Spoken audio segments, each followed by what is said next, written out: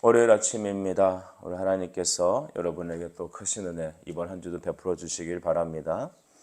디도서 2장 1절로부터 15절까지 말씀을 읽었습니다. 선한 일을 열심히 하는 백성, 이런 제목으로 함께 하나님 말씀을 상고하겠습니다. 오늘 이 말씀의 무대가 되는 장소는 그레떼 섬이라고 우리는 알려져 있습니다. 그레떼 섬이라는 것은 이 그리스 아테네 문명이 있었던 그 당시에 옆에 있던 작은 섬이죠. 이곳은 원래 이제 범죄자들을 유배시켰던 섬으로 알려져 있습니다. 그래서 많은 부도덕한 사람들이 살았고, 특별히 성경은 그들이 거짓말하는 사람들이 많았다라고 기록합니다. 디도서 1장 12절과 13절을 말씀 여러분이 넘겨서 보시면, 그레떼인 중에 어떤 선지자가 말하되 그레떼인들은 항상 거짓말장이며 악한 짐승이며 배만 위하는 게으른 뱅이라 하니 이 증언이 참되도다, 이렇게 기록하였습니다. 그래서 바울이 어떤 이유로 이 섬에 잠시 정박했던 것으로 알려졌고, 그 후에 그들은 그곳에서 복음을 전하고 교회가 생겼다는 것을 우리는 알 수 있습니다. 하지만 교회 안에 들어와 있는 사람들이라도 과거의 자기들의 행실과 행동을 어찌 바꾸기라는 것은 어려웠을 것입니다.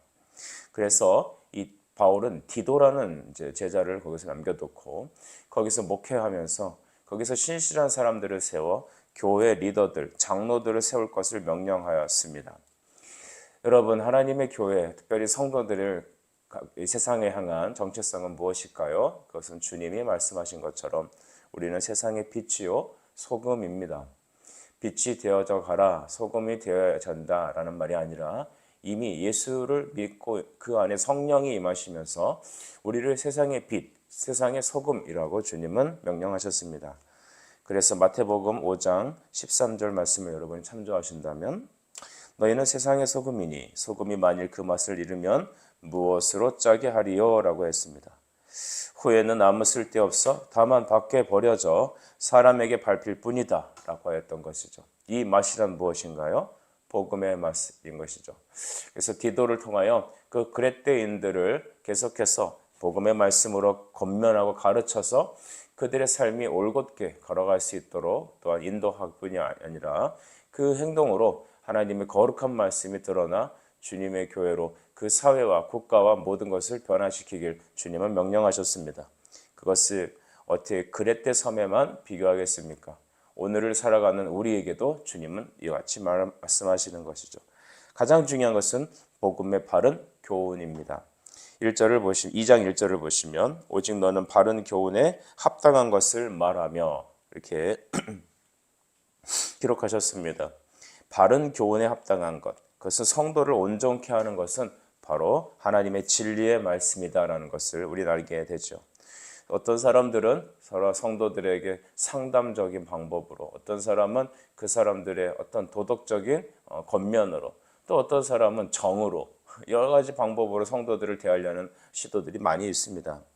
하지만 많은 경우에 우리 상당수 모든 경우를 보면은 성도들이 온전한 신앙과 인격과 또 그리스도를 닮는 삶으로 하나님의 교회 안에서 사역하고 그들의 삶이 하나님의 열매를 맺기 위해서는 단 한 가지 방법밖에 없습니다.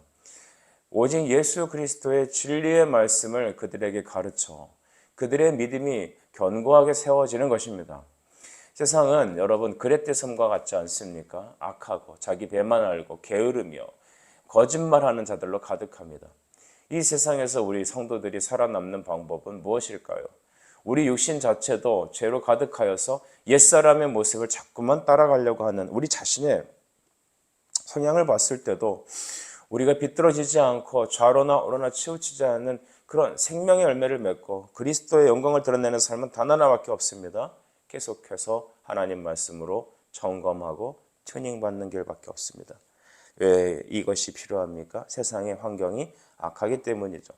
교회는 그래서 목회자, 특별히 지도자들을 통하여 preaching and teaching, 가르치며 전파하는 것, 복음을 선포하며 가르침을 받는 일에 매우 중요하게 생각해야 합니다. 왜냐하면 믿음은 들음에서 생기기 때문이죠. 여러분, 오늘 이 아침 첫날 우리가 또 한 주를 시작하게 되는 월요 새벽에 우리가 들어야 될 말씀이 무엇입니까? 하나님 말씀을 듣게 하라는 것입니다. 내 자신을 듣게 하고 나와 내 가정이, 자식이 이 하나님 말씀으로 바른 교훈에 합당하게 세워질 수 있도록 기도하시며 권면하며 가르치는 일에 게으르지 않게 하는 우리가 되어야겠습니다. 이제는 그 대상자들을 쭉 나열하고 있는데 2절은 늙은 남자들, 즉 연로하신 남자분들을 향하여 말합니다. 늙은 남자로는 절제하며 경건하며 신중하며 믿음과 사랑과 인내함에 온전하게 하라, 이렇게 말하고 있죠. 절제해야 된다라고 말하고 있죠. 절제해야 된다. 절제는 여러분 성령의 열매입니다. 나의 결단과 결심이 아니라 성령의 열매임을 여러분 꼭 기억하십시오. 그러기 위해선 내 안에 있는 나의 옛사람을, 죄를 익숙한 나의 옛사람을 말씀으로 쳐서 복종시켜야 합니다.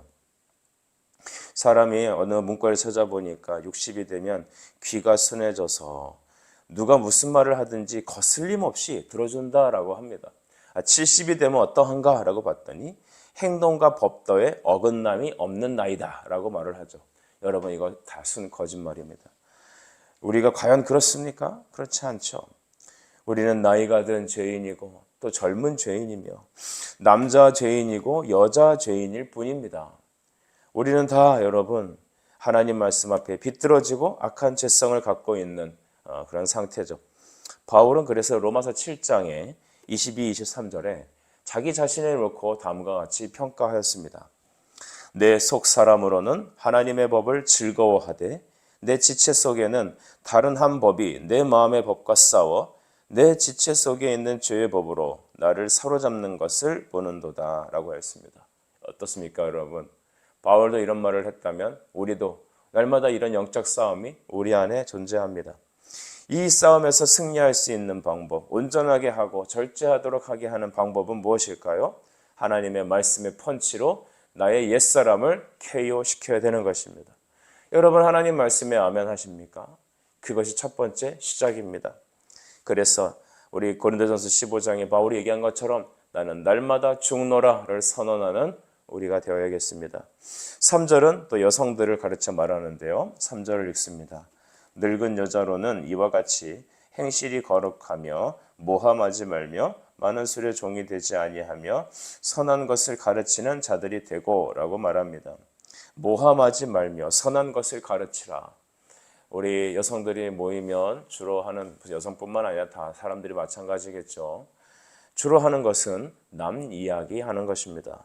여친 여자 머리가 왜 그러냐, 누구 봤는데 왜 그러냐, 어떤 애가 뭐 그렇다, 연예인이 어떻다, 그런 이제 수다를 많이 떨고 마지막에 자세한 내용은 전화로 하자 하는 것이 보통 국룰이죠. 이런 여인들에게 하는 말은 뭐냐면 선한 것을 가르치는 자들이 되게 하라는 것입니다. 실생활에서도 그들로 모범이 되게 하라는 것입니다. 저는 과거에 철이 없을 땐 교회에 젊은 사람들이 많아야 된다고 생각을 했었습니다. 그러나 여러 가지 사역의 경험과 목회를 하다 보니 이제는 미약하게나마 깨닫는 것은 교회는 젊은이도 있어야 하고 어린이도, 청소년도, 젊은 청년도 있어야 하지만 특히 영적인 어른들이 꼭 필요하다는 것을 알게 됩니다. 연세 많이 드신 분이 어른이 아니더라고요. 그들이 하나님 말씀으로 정말 믿음의 선한 본을 보이는 영적 지도력을 갖고 있는 성숙한 성도들 매우 필요합니다. 그래서 교회에 기도하는 어른들이 있을 때 여러분 가정들이 온전해지고 사역이 굳건하게 세며 교회 안에 분쟁과 문제가 없는 것은 여러분 기도하는 그런 어른들이 계시기 때문입니다. 우리 교회 안에 있는 모든 성도들이 이런 영적인 어른들이 되어주시기 부탁드립니다. 나이든 신앙의 선배들이 젊은 여인들을 가르치는 것이죠. 그래서 먼저 본인들이 바른 모습으로 세워져야 된다는 것을 강조합니다. 각 가정에서 남편을 대하는 것, 자식을 신앙으로 인도하는 일들은 여러분 한 세대를 거치지 않고서는 나을 수 없는 경륜입니다. 그러므로 각 가정에서 보면 이 여인들이 차지하는 몫이 상당히 큽니다. 그래서 상당히 처음에는 남성 리더십들이 매우 중요한데 그 남성 리더십들이 세워지기 위해선 대부분 남편들이 아내 이 치마 쪼고리를 붙잡고 교회 오는 것들을 많이 보게 됩니다. 그래서 아내들이 가정에서 남편과 아내들을 기도로 섬기고 그들을 잘 이제 인도할 수 있도록 하기 위하여 여인들이 잘 세워져야 합니다. 그런데 그 여인들을 세우는 방법이 나이 든 여인들이 영적인 모범에 보이게 하라라고 바울은 이렇게 말하고 있는 것이죠. 이제 그렇다면 그 젊은 여인들에 대해서도 바울은 말합니다. 4절에 보면 젊은 여자들을 교훈하되 남편과 자녀를 사랑하며 라고 했습니다. 남편과 자녀를 사랑하며. 여러분, 이것이 너무나 오늘날에도 필요한 말씀이죠. 그래서 베드로전서 3장 1절도 아내들아 이와 같이 자기 남편에게 순종하라. 혹 말씀을 순종하지 않는 자라도 말로 말미암지 않고 그 아내의 행실로 말미암아 구원을 받게 하려 함이니라고 했던 것입니다. 여러분, 만일 젊은 여인들이 남편과 자식에 대해서 나 몰라라 한다면 어떻게 되겠습니까? 그냥 자기 자신의 커리어를 생각하고 남편이 아닌 어떤 남편과 동등된 위치를 생각을 하여서 남편을 섬기는 일을 거절하고 자기 멋대로 여러분 세상 사람들처럼 살아간다면 여러분 가정이 어떻게 되겠습니까? 저는 저희 아이들이 어떤 초등학교 다니면서 많은 상처를 입고 힘들어했던 모습들을 기억합니다. 그 아이들이 폭력을 행사하고 나쁜 행동을 하고 또 거친 삶을 살아가는 것들을 자세히 보니 부모들이 자식을 양육하지 않더라는 것을 발견합니다.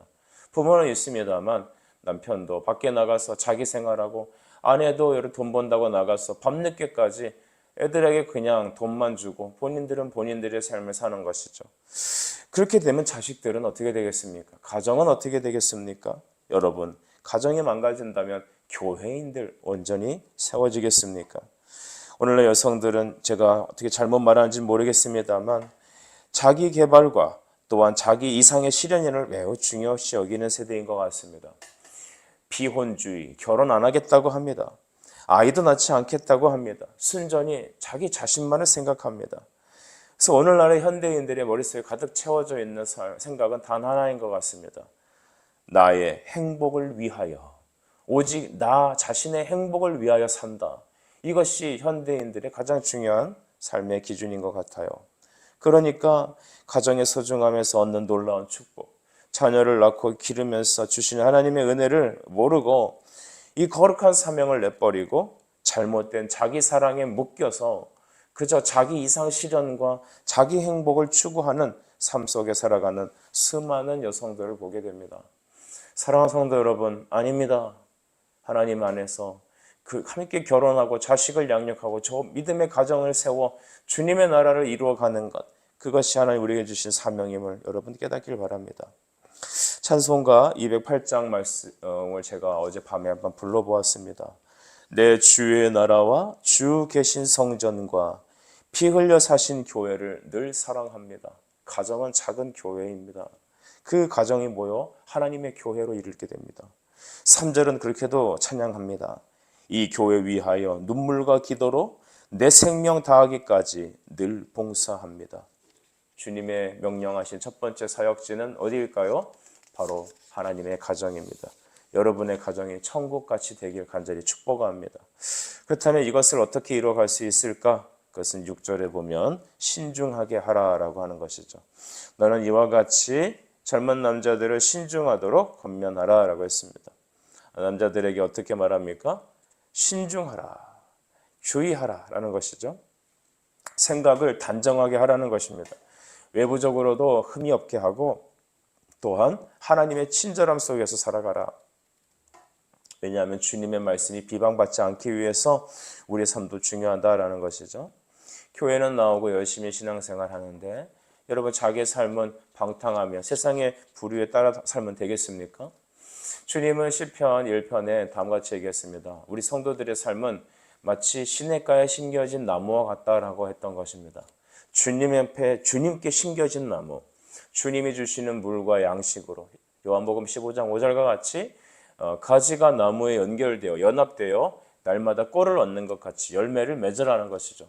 그러나 그렇지 않은 존재들에 대해서 주님은 바람에 나는 겨에 대해서 얘기하십니다. 바람에 나는 겨는 여러분 물기도 없고 본질이 떨어진 존재입니다. 그래서 세상 풍조에 따라서 이렇게 저렇게 흔들리고 자기 마음대로 살아가는 세상 사람들을 가르쳐 바람에 나는 겨와 같다라고 말하는 것입니다. 여러분, 하나님은 여러분에게 생각을 단정히 하라고 명령하십니다. 그 얘기는 내면 세계와 질서가 온전히 복음으로 확립되어야 된다는 걸 말합니다. 예수를 바로 믿고 삶이 정돈된 인생을 그리스도인이라고 말합니다. 여러분의 생각과 삶은 정돈되셨습니까? 어느 집에 들어갔을 때 정돈이 안 돼 있고 거실에 쓰레기, 또한 청소하지 않은 화장실, 또 가득 이제 설거지통에 쌓여 있는 여러 그릇들, 언제 있었는지 모르는 상한 음식이 집안에 가득한다면 냄새와 파리와 모든 더러움이 가득한 곳, 그곳에서 어떻게 화목함과 또한 거룩한 일들이 일어나겠습니까? 여러분, 그래서 가장 중요한 것은 청소부터 하시길 바랍니다. 청소가 중요합니다. 신중하라는 것은 내면 세계가 복음으로 정리되어야 된다는 걸 말합니다. 버릴 거 버리고, 자를 거 자르고, 깎을 거 닦고, 구부러진 건 바로 펴고, 그래서 온전히 그리스도와 나의 관계가 신속하게 1:1 관계로 성립되어야 됨을 말합니다. 그래서 예수를 믿는 바른 신앙의 신자들의 삶은 심플한 것입니다. 오직 그리스도 중심, 말씀 중심, 그리고 교회 중심으로 딱 편집됩니다. 그렇지 않은 사람들은 이것저것 정신이 사납습니다. 도대체가 뒤죽박죽입니다. 신중하라, 생각을 단정히 하라, 그 말이죠. 7절과 8절은 교훈에 부패하지 않아야 된다라는 말씀을 하고 있습니다. 7절은 범사에 내 자신이 선한 일에 본을 보이며 교훈에 부패하지 아니함과 단정함과 8절 책망할 것이 없는 바른 말을 하게 하라라고 했던 것이죠. 이것은 말씀을 전하는 자의 메시지의 중요성을 말합니다. 목사님 설교 잘하시네, 말 잘하네가 아닙니다. 내 감정을 잘 터치하시네, 그것도 아닙니다. 어떻게 저렇게 세상 지식을 잘 알아서 이렇게 성경에 잘 이렇게 버무려서 말할까, 그 얘기도 아닙니다.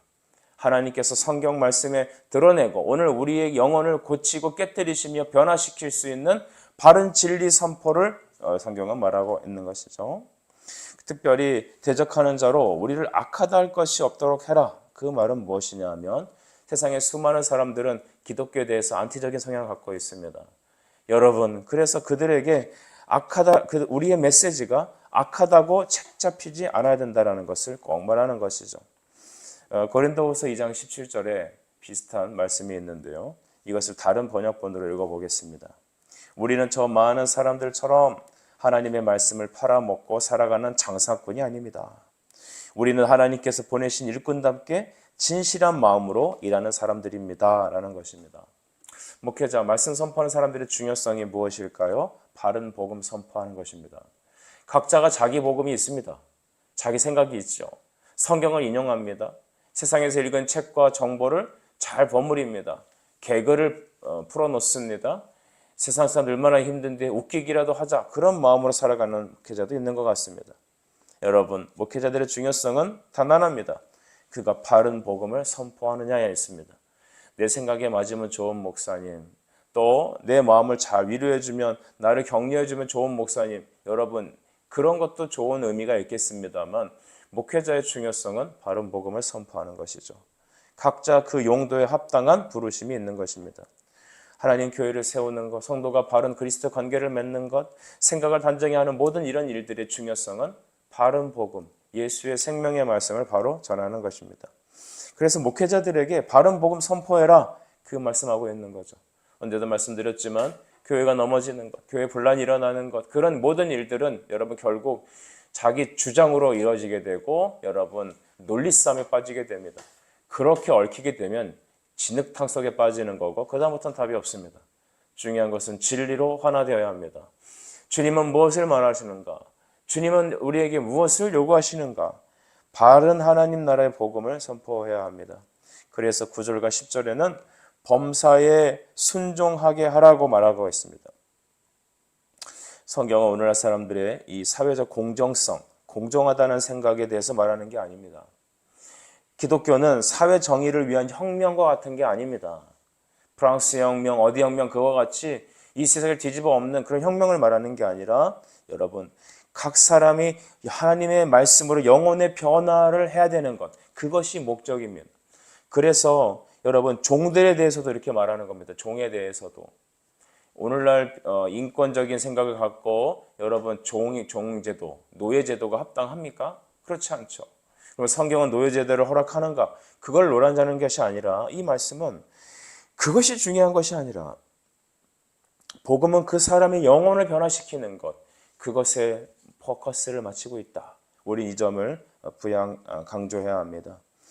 12절에 주님은 우리가 말씀으로 양육되어야 된다라는 부분을 반드시 말하고 있죠. 12절을 주목하십시오. 우리를 양육하시되 경건하지 않은 것과 이 세상 정욕을 다 버리고 신중함과 의로움과 경건함으로 이 세상에서 살고라고 했습니다. 하나님, 우리가 이 땅에서 살 때, 우리가 천국 가기 전에 이 세상에 육신으로 살아가는 이때에 하나님은 계속해서 말씀으로 우리를 트레이닝, 훈련시켜라, 그렇게 말하고 계십니다. 신자들의 구원은 하나님의 선물로 주어진 것입니다. 너희는 그 은혜에 의하여 믿음으로 말미암아 구원을 받았으니 이것은 너희에게서 나는 것이 아니라 하나님의 선물로 된 것이다. 할렐루야.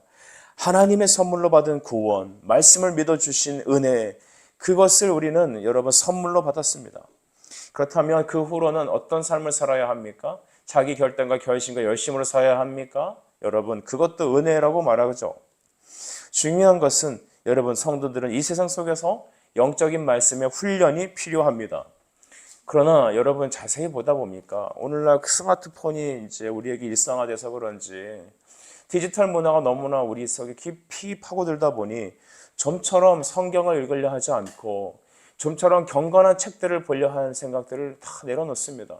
그래서 무슨 책 이야기, 성경 이야기, 말씀을 읽자고 하면 그냥 화면을 보면 되는데, 누가 말한 거 들으면 되는데 못하러 저러시나 라고 생각하는 경우가 너무나 많습니다. 오늘날에는 여러분 다 자판을 쓰다 보니까 펜을 들어 글씨 쓰는 것조차도 싫어합니다. 하나님의 말씀은 영적인 말씀에 훈련이 필요합니다. 우리 훈련받기 싫어하죠. 우리의 죄성에 갖고 있는 인간의 본성은 거역하는 게 익숙합니다. 그래서 성경은 말하되 훈련받아야 한다. 말씀 목양을 받아야 된다라고 말합니다. 그래서 협의적으로는 죄를 떠나는 것을 말하고, 그 다음에 적극적으로서는 경건한 삶을 살아가라는 것을 명령하고 계십니다. 왜 이렇게 명령하실까요? 우리 주님이 재림하시기 때문입니다.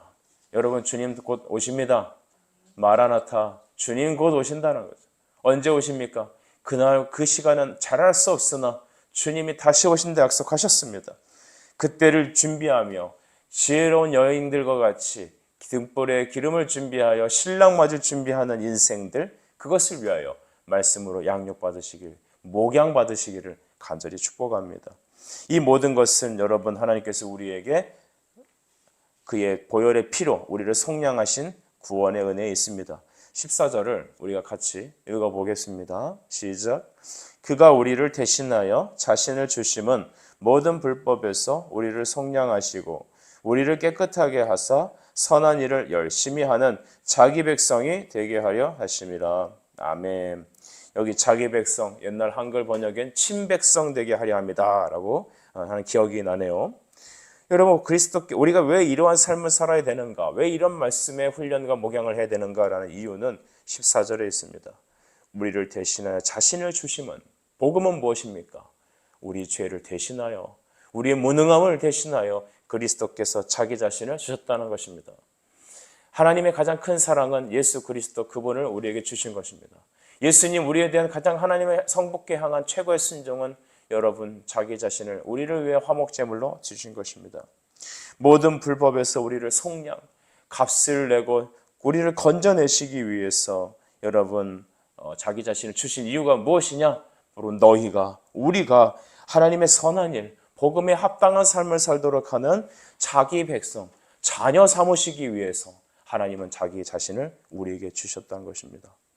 생명 주신 그 사랑, 우리에게 모든 것을 바쳐주신 그 은혜, 그 이유는 우리를 깨끗하게 하셔서 점진적인 거룩한 삶을 살아가며 하나님을, 나라를 향하여 거룩한 열매를 맺어가는 주님의 자녀 삼으시기 위하여 주님 자기 자신을 우리에게 내어주셨습니다. 그러므로 복음을 깨닫고 예수 그리스도께서 우리에게 자기 주신 그 하나님 사랑을 깨닫으면 깨달을수록, 이 말씀을 통하여 하나님의 의도를 깨달으면 깨달을수록 우리의 삶은 거룩하게 변화갈 줄 믿습니다. 여러분, 도 닦는 게 아닙니다. 기독교는 그리스도의 말씀을 통하여 하나님 사랑을 깨닫고 성령에 붙잡히는 것입니다. 그것이 바로 중요합니다. 하나님은 그러므로 15절에 모든 권위로 이것을 행하라 라고 하셨죠. 말씀이 유일한 권위입니다. 여러분 말씀 앞에 아멘하는 축복이 있길 바랍니다. 오늘날 젊은이들은 라떼다, 또 설교하시네 그러면서 말씀 듣기를 싫어하고 자기 생각에 따라 자기 소견에 오른 대로 행동합니다. 그러나 여러분, 세월이 변화도 영원히 변치 않을 것은, 여러분, 이 시대는 풀과 같이 지나가지만 오직 하나님의 말씀만은 영원히 선다라는 그 말씀 꼭 기억합시다. 말씀을 정리하겠습니다. 우리 사회는 그렛대인들과 같은 그런 현실을 살고 있습니다. 바른 교훈과 또 바른 말씀을 해치고자 하는 많은 세력들이 있습니다.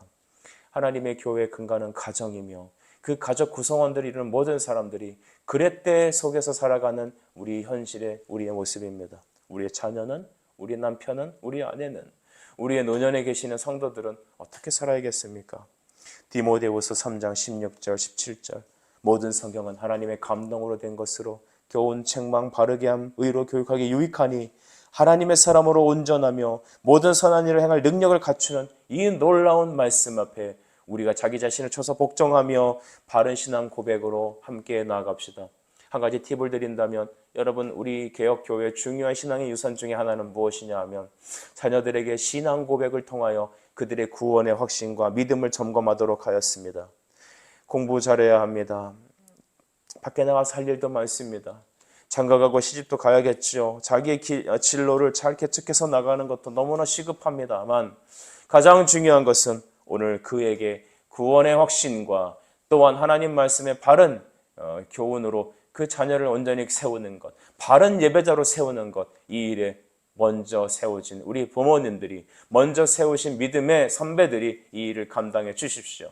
그리고 우리도 그 뒤를 따라가는 우리 가족과 우리 교회가 날마다 천국을 이루는 아름다운 교회 가정 되길 간절히 축복합니다. 기도하겠습니다. 하나님, 이 은혜를 우리에게 주시옵소서. 이렇게 우리에게 역사하여 주시옵소서. 예수님의 이름으로 기도드립니다. 아멘.